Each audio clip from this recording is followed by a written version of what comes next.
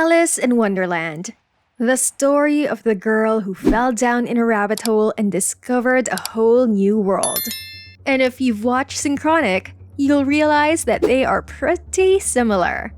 The latter is just more dark and tragic, and it's definitely not for kids. Yep, definitely not for kids. We got Alice, who discovered the magical world of Wonderland because she was following a rabbit. Then we got Steve, who somehow got dragged into scary periods in the past through a synthetic drug. You may be wondering why I suddenly brought up Alice in Wonderland in a video about Synchronic. Well, you see, today we'll be talking about the theme of escapism. And escapism is something that Alice in Wonderland and Synchronic both have. But what is escapism? According to our good old friend Merriam-Webster Dictionary, escapism is the habitual diversion of the mind to purely imaginative activity or entertainment as an escape from reality or routine. Escapism is a common theme in films.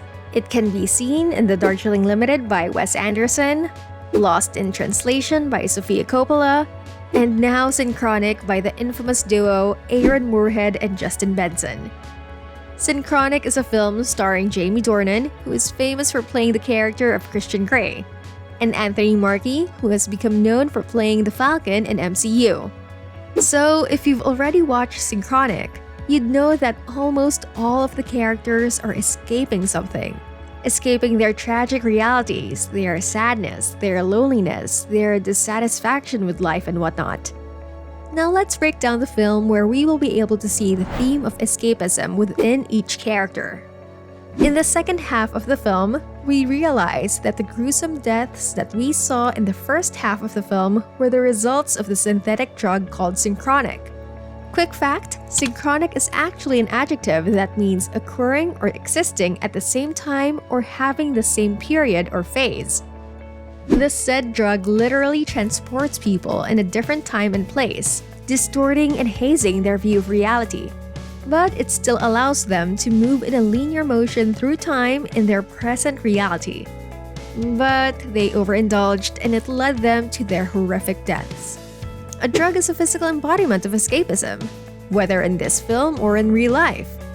It allows people to escape whatever they are escaping from. That's what drugs do. Now let's move on to Dennis. Dennis is a paramedic whose life seems to be doing well, if you're looking through the lens of an outsider. He has a job, a wife, and 2 kids, but really, he's unhappy with whatever he has. He has doubts with his wife, he doesn't know how to deal with his teenage daughter and the baby, he complains about this and that. He simply is the one unsatisfied man who became adrift with life. He indulges in alcohol, some drugs, and work just to avoid dealing with his wife and kids. And that's another example of escapism. Next, we have Steve. Now, there's no denying that Steve has gone through a lot. He lost his parents and sister, he witnesses something morbid with their coffins. One way or another, one can say that Steve has been living in the past, and that could be considered as a form of escapism as well. He then witnesses some gruesome deaths as a paramedic. He eventually learns that he has a tumor and that he has most likely 6 weeks remaining to live on this earth. His life is just so tragic to say the least. Life is definitely not going easy with this man. So he indulges in alcohol with his best buddy Dennis and goes into one-night stands to relieve the sense of loneliness that he is going through. And that's escapism. By the second half of the film, we follow him as he goes through this whole adventure of going back to different time periods in the past just to save Brienne, who is another character going through escapism. Brienne is this unruly teenage daughter of Dennis. Just like any teenager, she too also goes through the teenage angst phase. There's a scene in the film where she opened up about how she doesn't know what to do with her life to her father. But Dennis seems to have dismissed this. Then we see her going back home in the morning for what seems to be an overnight party or hangout with her friends. She didn't even inform her parents about it beforehand. There, we could somehow get a gist of the relationship of the couple with Brienne. They seem close, but there's still a big space that lacks understanding. And that's probably why she ended up using the synthetic drug too. Maybe she was also escaping reality because her family was falling apart, and because of the teenage angst that she's unfortunately going through. Alcohol, sex, and drugs are all forms of escapism that we saw in the film. One can say that the film Synchronic is quite overwhelming. One can also say that the story is a bit all over the place. You wouldn't even know what the story is really all about by the time you reach the second half of the film. Is it a horror thriller film? An addiction drama? A buddy movie? Or a sci-fi film?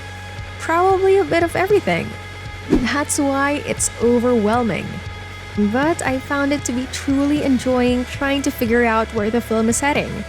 I guess that was part of the adventure of this film. The slow revelation of what it's truly about.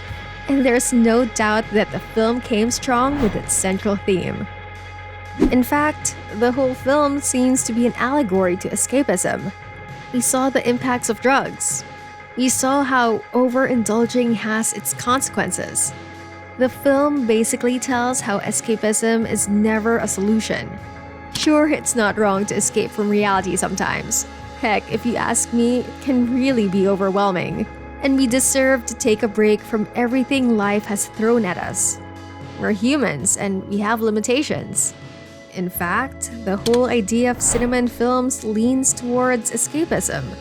For 1 or 2 hours, we get to watch and follow the lives of fictional characters that we somehow forget our own lives and problems. That's what films do. However, we cannot completely escape from our realities, our responsibilities to our families, friends, and society.